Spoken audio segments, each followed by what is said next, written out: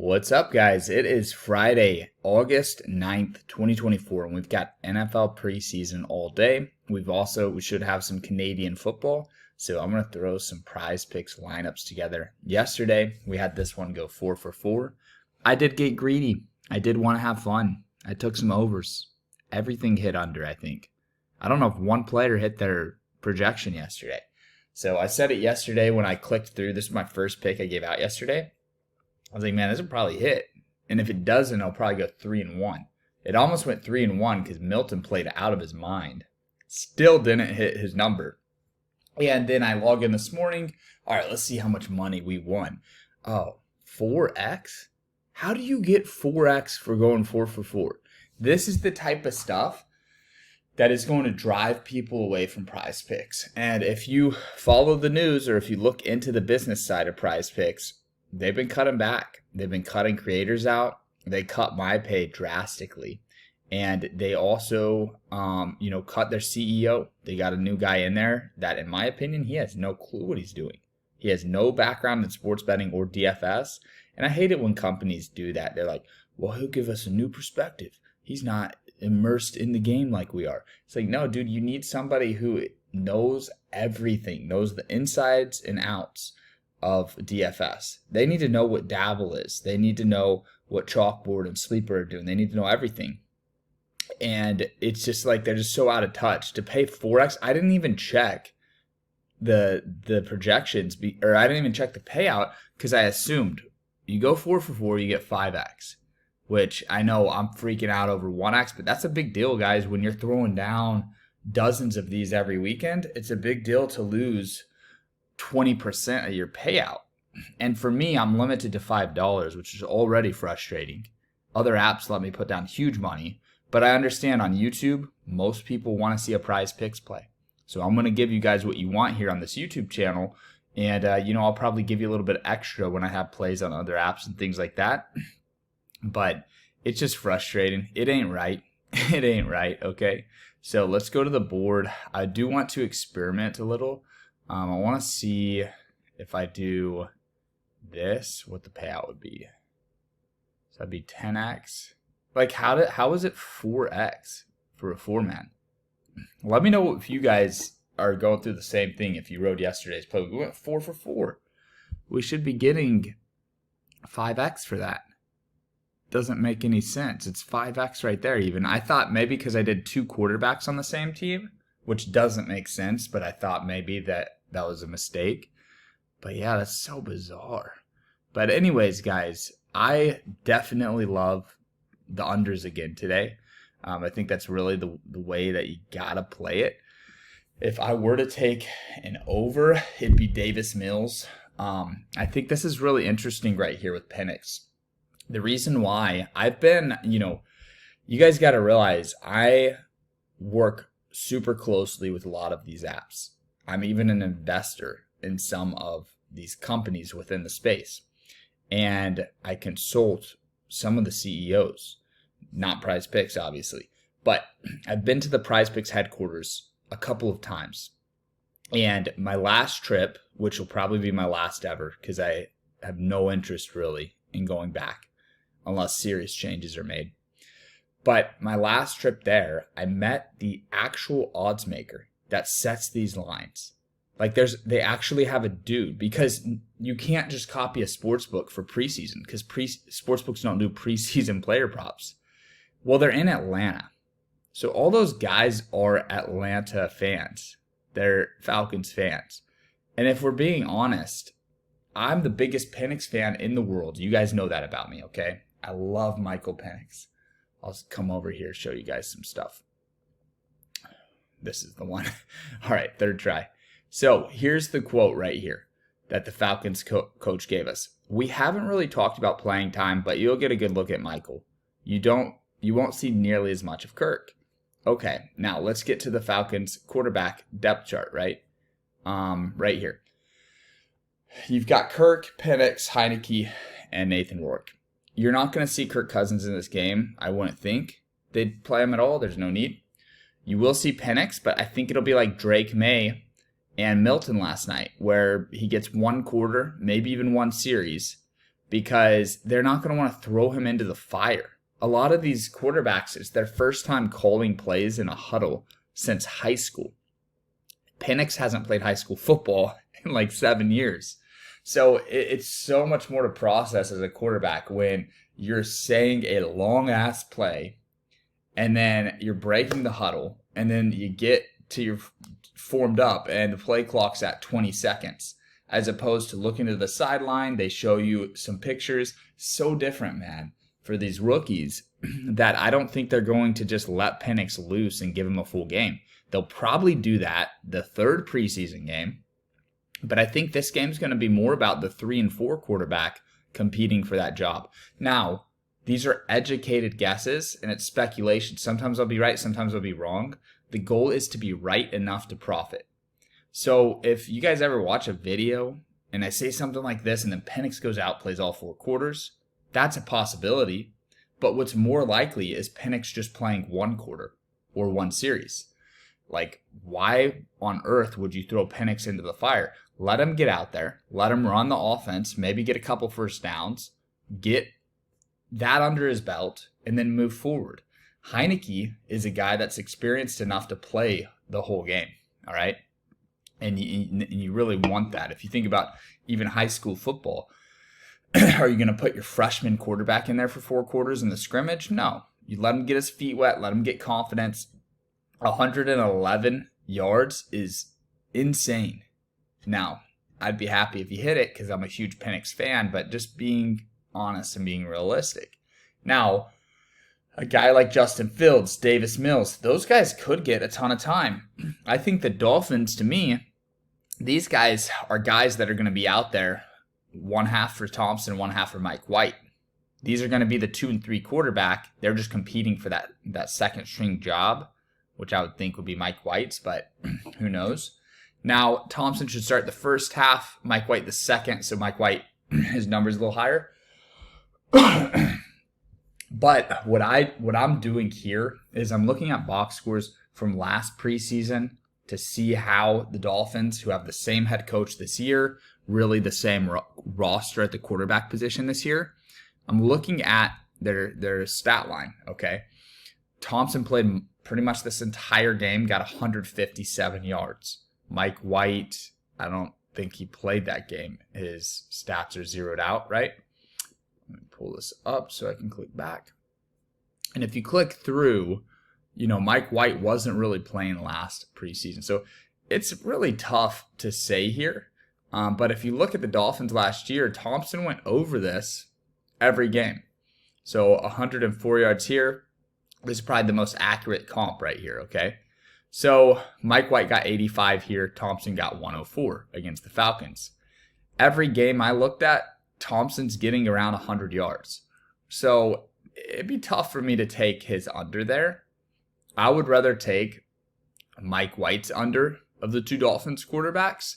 And then when you look at the other stuff, Kenny Pickett for the Eagles, these numbers are so low, guys. If Pickett plays 2 quarters, which is possible, it's going to be tough. Now, as always, if you guys follow one team closely, like if you're a diehard Eagles fan and you're like, dude, the coach clearly said Pickett's playing the second quarter, comment that in the comment section. Help each other out. With preseason, knowledge is power. Knowledge is always power, but especially in the preseason. Okay, if you're deeply focused on one of these teams, share it with the rest of us. Davis Mills, 69 yards. He played, he played last week. Let's look at that box score. He played a perfect game, so it is hard because he could not have played better, and he got 102 yards. So his ceiling to me is like that. That's the perfect game, 102 yards. But he looked so good. It's very hard for me to take under 69.5 when he looked so good last week. So that's tricky right there. I like Davis Mills more. So let's just lock this one in real quick. And I'm trying not to take too many overs here. So we'll take Davis Mills more. And then it always sucks to take unders. And Mike White, if he's playing the second half, it's going to be tough. because second half is a lot easier to run. I like Mike White's under. This is nuts. They're shifting this? Let me see. How can you shift a preseason 2-man to 2.5x right here? This is the crap I'm talking about. This is not a correlated play at all. Like, this is nuts. I don't understand why 2 quarterbacks going under. If anything, if one quarterback on one team goes under, it means the other team has the ball more, so they should go over. Look at these payouts. This is just not right, guys. I'm telling y'all right now, I know y'all love PrizePicks. When the season starts, there's better plays to bring your business to, because like we can't even do a 2-man to get 3x. 3x is a little bit low of a payout to begin with, but then you start lowering even more. That's nuts. All right, so my best running back play, looking through all this, I like Najee Harris under. I just think Najee's going to get 4 carries or less, and he could get 20 yards on 4 carries, obviously, but I don't think he's going to get more than 4 carries, and you're going to need him to break off an 8-yard carry to get to 20 yards. You're really going to probably need him to break off a 10-yard carry, because one of the 4 carries might be for 0 yards or 1 yard. So I like this less as well. We get the full 3x there. That's cool. I'll take that. And then I'll reuse Harris, and then I'll go back to the quarterback, and we'll go Penix. No, we'll go Mike White less. And Mike White second half is a little scary to me, guys, because second half is so much easier.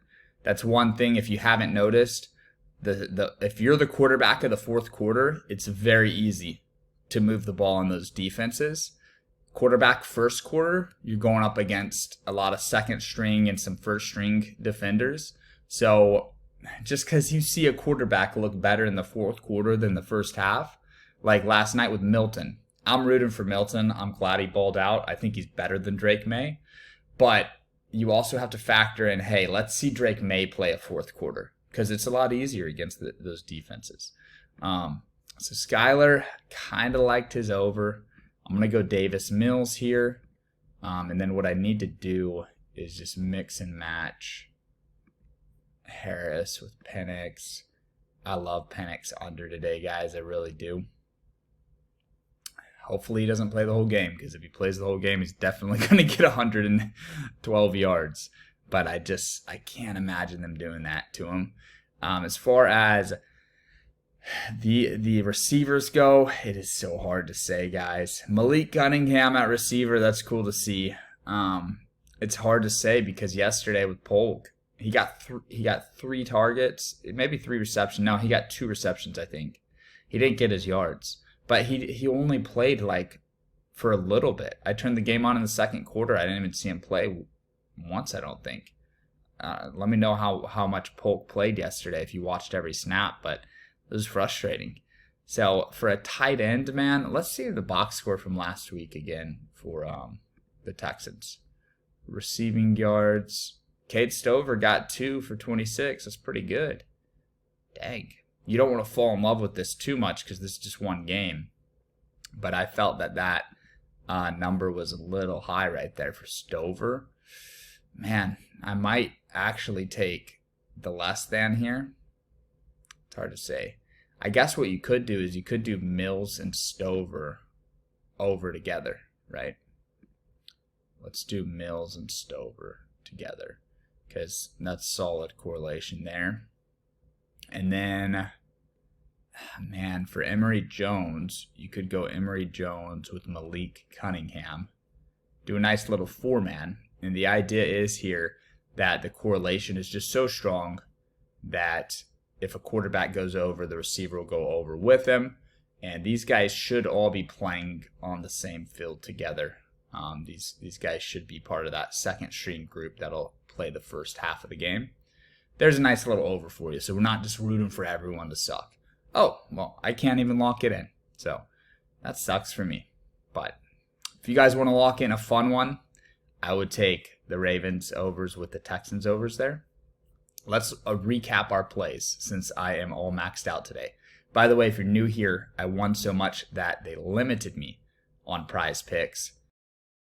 So if you go back to my free pick videos on this YouTube channel from about a year ago, you'll see last August, I think I had about $2,000 or $3,000 in the account, and then I ran that up to like 15,000.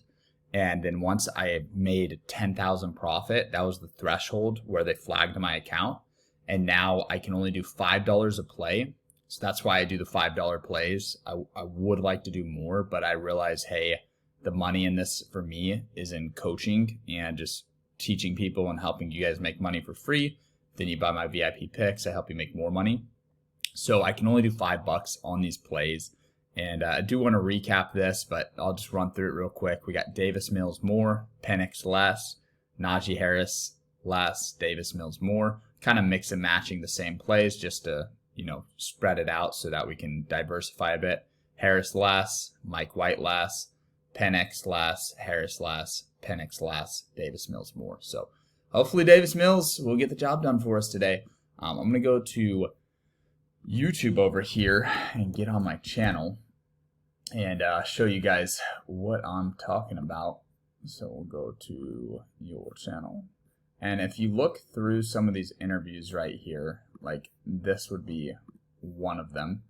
There's interviews with clients like this, and I need to do some more of them. I have one guy that's hit me up that he's going to do it with me. But you can see, like, this is a client right here.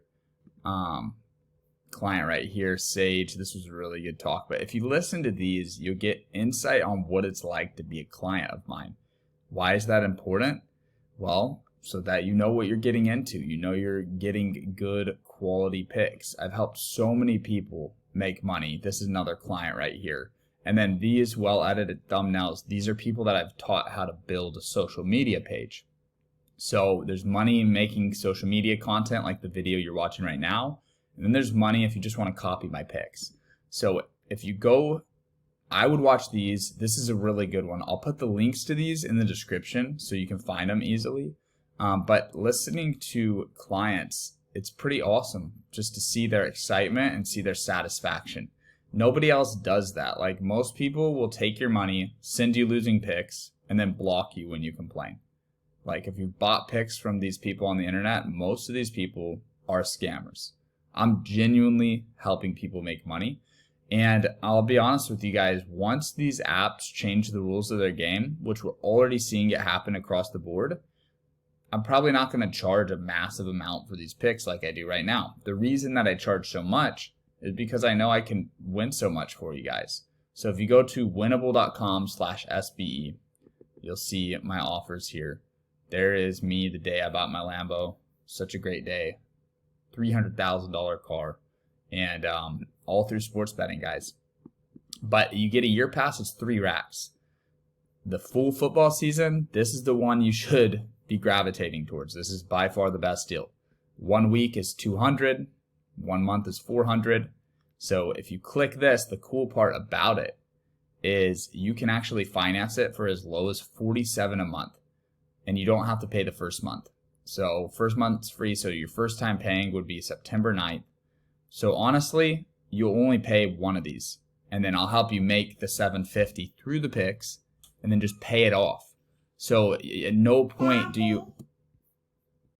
So if things go the way we're planning, at no point should you have to make that second payment. Once you get a couple 10x wins, cash out $750, pay this off. But it's pretty cool that the barrier to entry this year is so freaking low.